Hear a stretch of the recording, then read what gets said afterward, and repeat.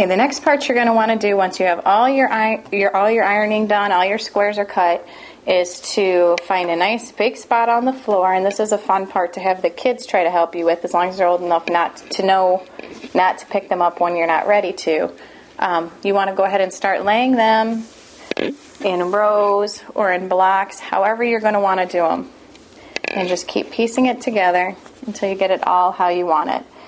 This usually takes a while. I suggest playing with it a lot because generally the first way I put it isn't how I leave it. I usually decide I like it a different way instead. You can always put strips together like this and then make the rest of the blanket down this part, or you can do them around the edges if you have a whole lot of skinny strips like from pants or sleeves. You tend to get the skinnier strips. The big blocks are nice to fill in the rest of it.